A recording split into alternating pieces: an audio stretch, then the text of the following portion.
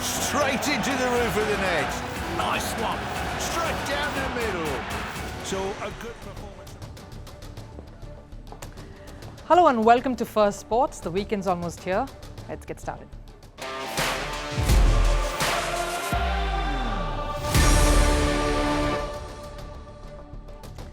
Yes, a lot of unsettling developments in the world of sport, and trust First Sports and me here, Rupha Ramani, to get you all the latest. How bitter is the rivalry between North Korea and Japan? Football and frenzy really always goes hand in hand. The two countries are down to almost fist fights on the football arena. We'll get you all the latest on that. And what about the fight that is waiting to explode on the cricket scene? IPL starts today. The big preview is also lined up for you. How are Chennai and Bengaluru prepped up for the big season opener? And the drama continues to hurtle on in Formula One. Clouds over Verstappen staying in Red Bull. And of course, what is upsetting Hamilton this time? All of that on the show, but first, Sports 360. Starting with cricket and the IPL, Australian spinner Adam Zampa has withdrawn from the season this year. Media reports say it is due to personal reasons. Rajasthan Royals have replaced Adam Zampa with Mumbai's Ranji Trophy hero Tanush Kotian. Gujarat Titans too have lost a player. Robin Mins, who had a bike accident, has been ruled out of this season. Gujarat have roped in B.R. Sharath as replacement. France's sports minister Amelio Dia Castera has called out at Russia's reaction to IOC's decision. IOC banned Russian and Belarusian athletes from the Paris Games opening parade, to which Russia responded by calling the decision destruction of the idea of Olympics. Reacting to Russia's statement, Castera said, and I quote, "The words that have been used are shocking and grotesque." Staying with sporting events across the world, Malaysia has decided to not host the 2026 Commonwealth Games. In a statement, the government cited the expensive costs as reasons for doing this. Earlier, Australian state Victoria had also withdrawn from hosting the Games. They too had cited overruns as one of the reasons.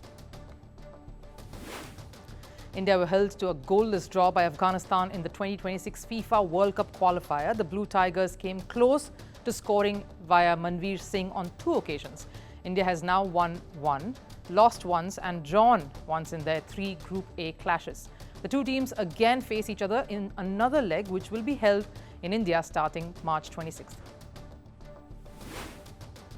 Former Brazil striker Robinho has been arrested in the city of Santos. Brazilian court ruled he should serve a 9-year prison sentence. Robinho was convicted of a rape charge he committed in Italy in 2013. In 2017, a Milan court found Robinho and 5 other Brazilians guilty of gang raping a woman.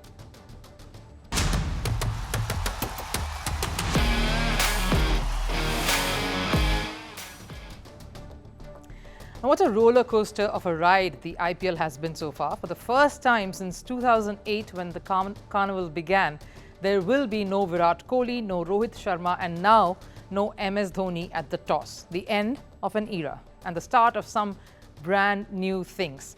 We have 5 teams to preview today, so let's not waste much time. We have to start with the team that somehow always manages to make the pre-season talks about themselves, Chennai. That captaincy announcement is sinking in today, so why don't we kick things off with the old warhorse?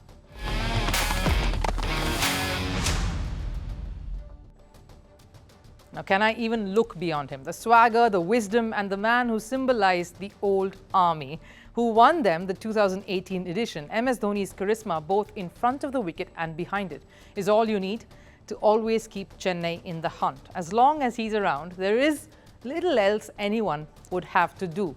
In what could be the last season for the legend, Chennai is bound to make this one an utter special one.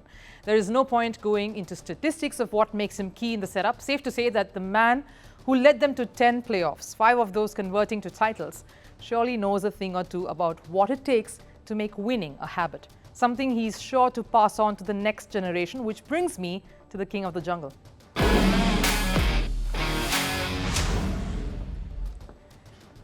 Ruturaj Gaikwad, so apt for a Gaikwad to step up to rule Chennai, much like one Shivaji Rao Gaikwad, who became the heartthrob of millions in Tamil Nadu in particular as Rajnikant. He has been keenly learning the ropes from the best in the business, and it will be great to see how things pan out for this young 26-year-old at the helm of affairs now.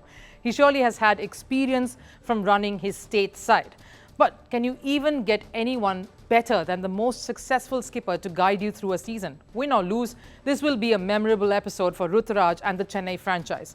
You always knew that this was waiting to happen, and it couldn't have been a better way to do this. He will be sharing toss time with his long-standing opening partner at Chennai, Faf du Plessis, who of course is now captaining the Bengaluru franchise. When Chennai takes on Bengaluru today, and right on to the next one then, Busy Bee.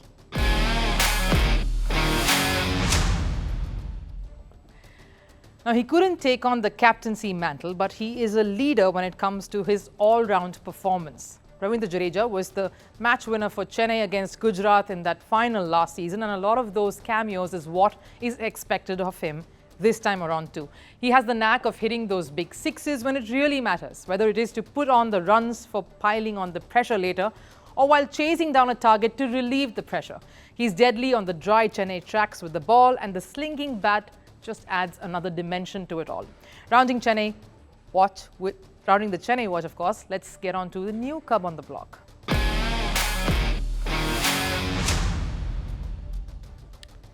So much talk around this youngster and his mad hitting skills. There has been enough buzz around Sameer Rizvi, and guess what? He's nicknamed the right-handed Suresh Raina. So pretty obvious he had to head to the yellow team straight away. Sameer Rizvi had a decent domestic outing and is known to dominate spin, play spin really well. In the Syed Mushtaq Ali Trophy last year, he smashed 75 of 46 balls, quite the mad hitter. So if given a chance, could be an entertaining bat right. Now let's move, of course, to the next team that they are facing in the opener. It has to be Royal Challengers Bengaluru. Can the name change and jersey color change bring them some luck this year? They desperately need that, but let's kick things off with the old warhorse.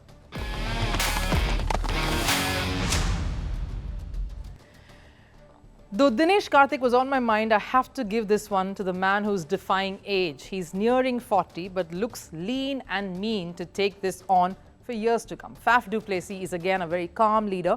He can handle pressure. The way he takes wins and losses in the same vein makes him extra special. He knows the kind of baggage he's up against and the challenge of leading a franchise such as this one, that has the talent to win, the skills to make it to the final, but somehow have always faltered just when things have looked good. A lot rests on him and how he leads with the bat. Because here's who is giving him company.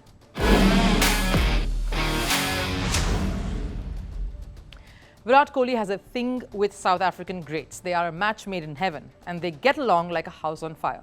He had that sort of relationship with A.B. de Villiers in the past, and now he shares a very close bond with Faf du Plessis, two very mild-mannered Proteus superstars. Let's be honest, Faf may be the captain, but Virat is the leader. He's the face of the Bengaluru franchise and it all rests on his shoulders. He's feisty, has the intensity to deliver. The one concern, his T20 batting style has come under a bit of a scanner. Can he display some firepower up top to put all that to rest? Next up, Busy Bee.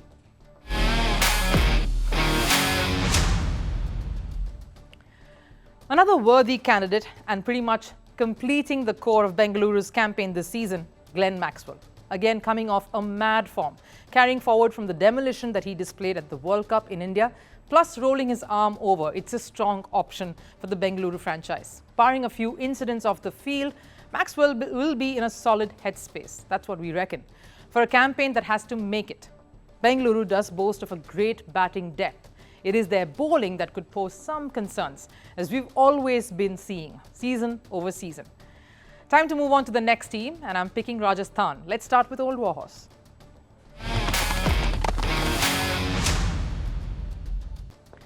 Somehow I sense R. Ashwin, who loves to lead, loves to be a captain, and probably has rued not getting that opportunity in India, is enjoying this position at the Rajasthan Royals, being led by one of the younger players. He's one of the seniors in the side and has somehow found his mojo right here. Though last year he was rather quiet, he will be looking to take that 500-wicket magic from the Tests onto the T20 space. He has the experience, the skills, that's needless to say, to make this season count for the Royals. Let's move on to Cub on the Block.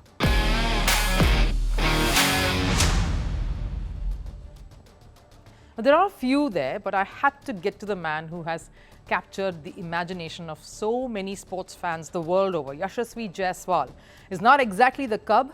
He's now stamped his authority on the world stage, but being one of the youngsters in the side, there is so much to expect from this man. He will be shouldering the responsibility alongside veteran Joss Butler at the top to create pressure on the opposition from the get-go. And then, of course, there are enough swashbuckling players coming in to carry that momentum right through the innings, which brings me to Busy Bee.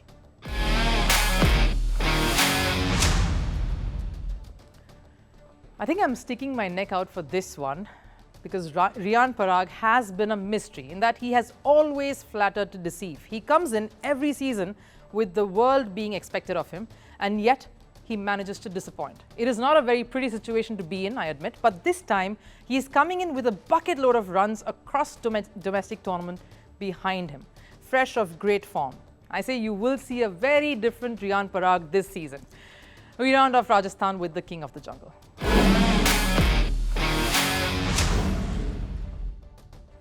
Who other than Sanju Samson? His quiet, smiling, affable nature makes him a perfect fit to captain this side because there are so many seniors and he, one of the youngsters, is managing to keep it all together. Again, someone who was right there with this franchise through the highs and lows. The relationship the two share is deep. Sanju Samson has undergone some of the most tumultuous ups and downs in a career that many feel could have headed a different way. He's coming on the back of some scintillating knocks for India, so there is again much expected of him. Nevertheless, there is no pressure. His contribution behind the stumps as keeper and captain is far more valuable for this bunch. Now let's move to the last two teams on our agenda. First up, the finalists from last year, Gujarat. What a ride it has been for them, especially over the last few months, from title winners under their talismanic Gujarat lad, son of the soil, Hardik Pandya, to a final and then now losing their captain. There is much that's happening in there and hanging by the thread. But the reliable superstars in Rashid Khan, David Miller is on the field are still around. So let's start with the king of the jungle.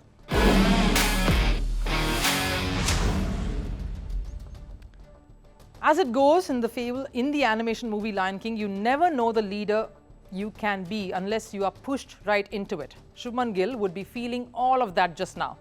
After Hardik Pandya went back to his previous franchise, leaving the option to lead to a very few, Gill would be the obvious choice. Given his talent, the fact that he is one for the future, that is as far as the batting goes. How about cricket acumen and leading a team, taking them along and creating that vision for the squad? Well, that is what we will get some idea of during this season. But here's the thing, he will have the very able and solid and sensible Ashish Nehra, former India pacer, constantly having his hands on his shoulder.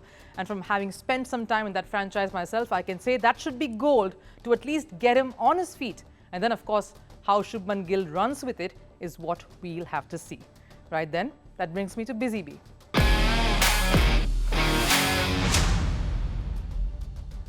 Has to be this man returning from injury. Rashid Khan is the golden ticket for the Gujarat squad. He's always been in the thick of it and has proved so in both the seasons that he's been a part of, especially in this particular setup in Gujarat. He's also mentoring Noor Ahmed, the young spinner, in the ranks to step up. A leader clearly, and without Hardik Pandya's all-round skills on offer, much of that lies on Rashid Khan now. He's known to create breakthroughs, he's known to try and force something, and also is key while batting under pressure. Never underestimate a hungry Rashid Khan waiting to prove himself all over again. Moving to round this team off with Cub on the block.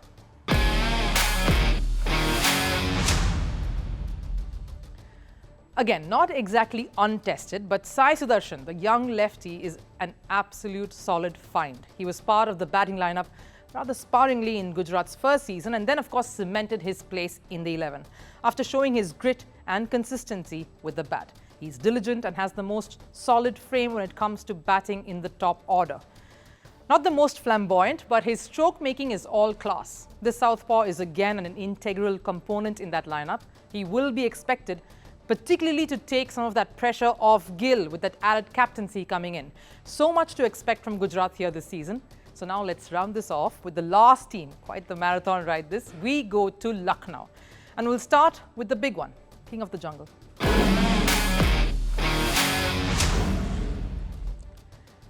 KL Rahul is again back. Another comeback after a niggle kept him away from cricket for a while. When there is captaincy, there is always pressure. And KL Rahul did feel a lot of it in various times as captain across franchises, including with Lucknow. Will he revel in that this year though? That's the question. But even so, he's another for whom his batting style with the demands of T20 cricket really not coinciding. So you could see some changes there that could be tried to figure what works best for KL Rahul as well as for the team, which position he could come in. And who knows, maybe this year we'll see a different KL Rahul both as captain and batter. Next up, Busy Bee.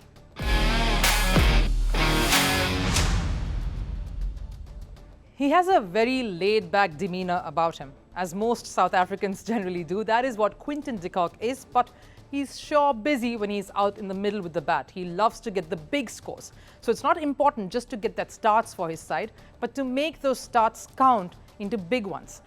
Quinton had a fabulous run in India with the World Cup. Tough that they didn't finish well. So that is what he will look to carry forward here with the Lucknow franchise too. He's intimidating and fiery at the top. And with Myers, that combo could be very deadly this year. Again, much depends on the top with not too many big hitters, barring probably Stoinis and maybe a Deepak Hooda in fine form waiting in the wings. And we round off the best and the one who was talked most of this year at last.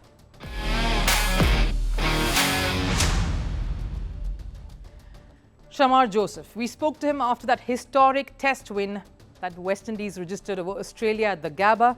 And even though he spoke about the dream of playing and winning tests for West Indies, little would he have known that IPL was waiting to happen. Quietly roped in to the Lucknow setup with no bells and whistles, Shamar Joseph is sure to create all the noise with his skills on the field. Again, someone coming in with little to no experience, humble beginnings, big things are surely in store for Shamar Joseph. Would he be the key to Lucknow's below par bowling so far?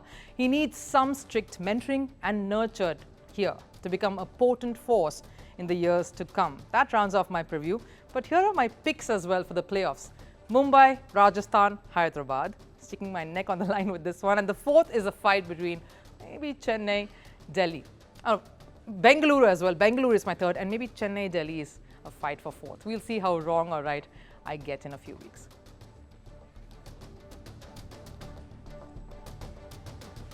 Now, be good to thy neighbor. The last few years have pulverized this phrase. It holds no relevance in the times that we live in.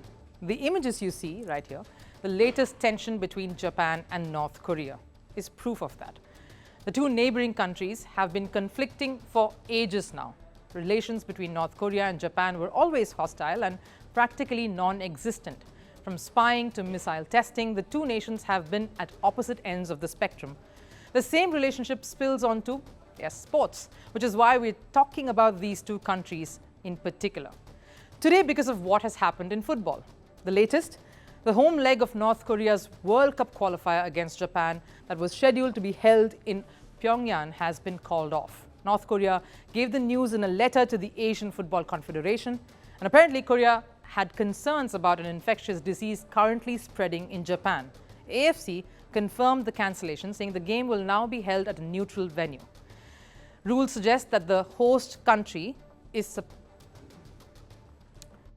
The decision taken in consultation with FIFA and relevant stakeholders comes after the AFC was formed on March 20th by the DPR Korea Football Association of the need to move the match to a neutral venue due to unavoidable circumstances. The matter will now be referred to the relevant committees in FIFA with further updates to be communicated in due course.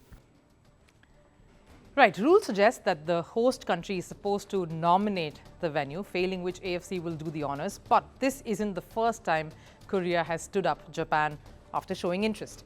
North Korea was scheduled to host a men's football international in Pyongyang in 2019. This was part of the qualifiers for the 2022 FIFA Men's World Cup. North Korea suddenly announced their refusal to host the game, citing the COVID pandemic. And in February this year too, an Olympic qualifier between the women's teams of Japan and Korea was switched at the last minute to a neutral venue in Saudi Arabia. Reason? North Korea refused to host it at the very last minute. And there was enough confusion preluding that game too. The Japanese side then had to change their travel schedule at the last minute to reroute to Saudi days before kickoff. So a clear lesson, if you are a Japanese footballer planning to play a match in North Korea, chances are you have to be prepared to travel elsewhere on sudden notice. The geopolitical tension between the two countries supersedes the sport and the competition. But here's the thing. Just yesterday, Japan beat North Korea in the first leg of the AFC World Cup qualifying 1-0. The game took place after North Korea test-launched their short-range ballistic missiles, and that always rankles Japan.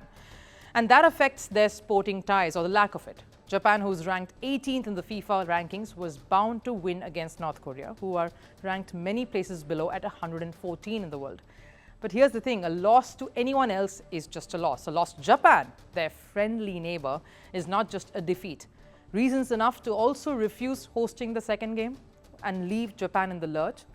Well, hear me out here. Remember that under 23 Asian Games last year, North Korea and Japan played each other, with Japan winning that tie 2-1. North Korean players were furious.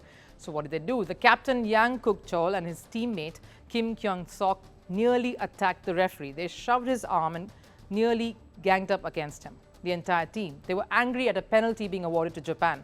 And even after that scuffle, the North Korean team coach Sin Yong-nam, in fact, defended his team's behavior, including that of their captain. Goes to show this is not just a sporting rivalry. It's not just a contest, it's war.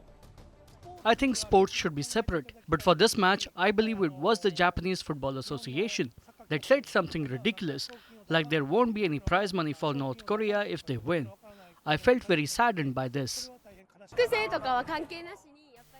Political affairs is irrelevant. It is player against player for sports, and then country against country.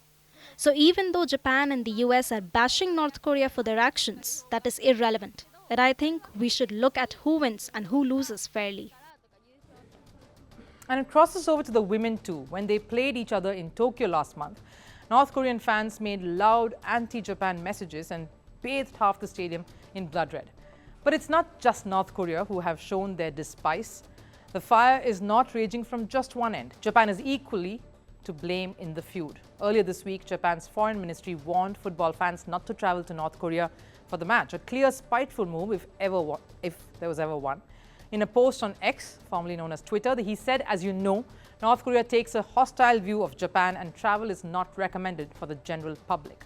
And Japan was quite ready for this football match too. 14 government officials had been set to accompany the team for the game. So clearly, Japan was quite worried about their players' safety.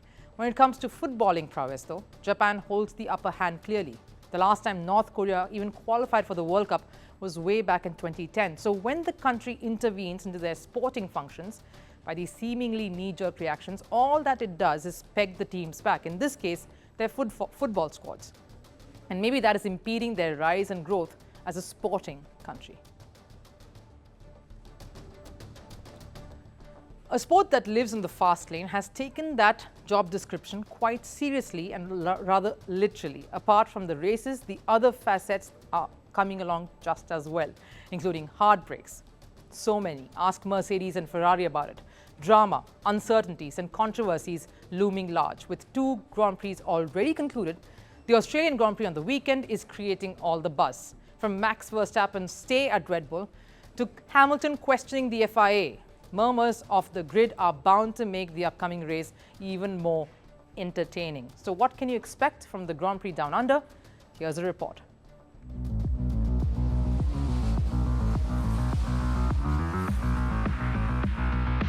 Formula One is no longer just a sport, but a drama thriller that continues to enthrall fans across the globe. From the Bahrain GP to the upcoming Australian Grand Prix, the sport has proved why it's one of the most followed the world over. It all started with the Bahrain Grand Prix, from the Christian Horner saga to Verstappen winning in Bahrain and Saudi. And with the Australian Grand Prix on the weekend, fans are up for a mega treat. The biggest threat on the track will be Max Verstappen and Red Bull. There's no question about that. Red Bull may have a world of troubles raiding their corridors and making everyone lose sleep, but on the tracks, their dominance is unparalleled. And they've made a dominant start to the season. Both Verstappen and Sergio Perez have taken up the 1-2 spots in Bahrain and Saudi. Only Ferrari has looked capable of applying some pressure to Red Bull, with both Carlos Sainz and Charles Leclerc taking a podium each in the opening 2 races. But a week-long break has given enough time to both Mercedes and McLaren to reflect on their performances. The fact that Albert Park circuit in Melbourne is much quicker than the Saudi and Bahrain tracks will mean more grip for the drivers, so strategies will be altered for this one. But the biggest question is, who will be the contender? The 2023 Australian GP saw a multi-car collision apart from a couple of others crashing out separately. The 3 incidents resulted in red flag, and when red flag is shown, the race is halted. This made the contest more challenging and showed what a fast track could do. But were they just freak accidents, or will this surface have something similar this year too? If that happens, then Max Verstappen won't have the same advantage that he had in the first 2 races. Speaking of Verstappen, he may be heading into the races as the favourite, but a psychological chaos is still there. The Red Bull driver has been consistently linked to Mercedes. This after the Christian Horner saga. Ever since the conversation between a female employee and Christian Horner were leaked online, Verstappen's connection at Red Bull has been rather tenuous, leading to rumours of him joining Mercedes the very next season. Johnny Herbert has joined in on the call for Horner to resign. He even claimed the deal between Mercedes and Verstappen is almost done. I hear it is pretty close to a done deal, brokered between Max and Mercedes. Is it a power play by Verstappen team? Possibly. The whole shenanigans are ripping Red Bull apart, as Jos Verstappen has said. It is ripping the team apart to the extent they might well lose their biggest asset. The murmurs may claim Verstappen is leaving, but the inside voices have dismissed all the rumours. And the biggest in the list is Verstappen's teammate Sergio Perez. I think Max, as far as I know, has a contract with the team and is fully committed to the team. The team is in a very strong position because, with the results we're currently having, the harmony that there is in the team, I think to achieve that, it just takes a lot of years probably. So I think I don't see any reason to change it, and it will obviously be a blow for the team if Max were to leave. Nobody is sure what Verstappen's decision will be. And the biggest gainers from this can only be Mercedes. Mercedes will be aiming to push their challenge at the Australian GP. In the first 2 races, the team had struggled. While George Russell still had a decent run with 5th and 6th finishes at Bahrain and Saudi respectively, Lewis Hamilton had a terrible show with a 7th and 9th place finish in the 2 races. So Mercedes will be aiming to leave all that behind and put on a confident show this weekend. Mercedes too has been embroiled in some off-field drama. Susie Wolff and her husband Toto Wolff were investigated in December 2023. The investigation was regarding allegations of passing information between sports owners, Formula One management or the FOM, and a team member in Mercedes, putting the couple under the scanner. The Wolffs, of course, denied the allegations, and within 2 days, the FIA concluded that neither party had a case to offer, and gave no explanation to their conclusion or insights to their investigation. Susie Wolff has not let this slide. She has filed a criminal complaint against the FIA, saying that she and her husband's reputation had been damaged. She even cited that there was no transparency to the investigation. And when Hamilton was asked about Susie's decision, he was all praises for her. Hamilton was even asked about the FIA head Mohammed Ben Sulayem, and his retort is rather scathing. There is a real lack of accountability here, within the sport, within the FIA. There are things that are happening behind closed doors. There is no transparency. There is really no accountability, and we need that. The fans need that. How can you trust the sport and what is happening here if you don't have that? I'm incredibly proud of Susie. So hopefully, this stand that she is taking now will create change, will have a positive impact, and especially for women. There is much going on to set the tracks on fire even before the action begins over the weekend. Either ways, I'd say more eyeballs will be tuning in to catch the race and the drama of it. We have time now for last serve. Shohei Ohtani. It's a name that's slowly becoming quite the rage the world over, and we want to tell you more about the life and times surrounding the mysterious Ohtani. The young sensation is becoming the face of baseball, but here's a teaser, a mural being made in his honor in Los Angeles.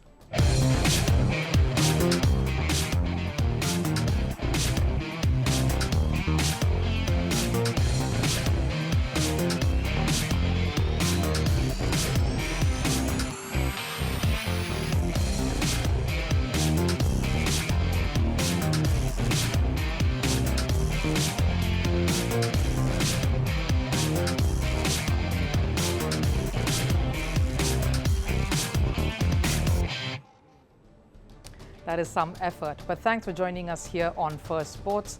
Have a lovely festive weekend. It's also the start of IPL, so do enjoy that. And I'll see you on the other side on Monday. Take care.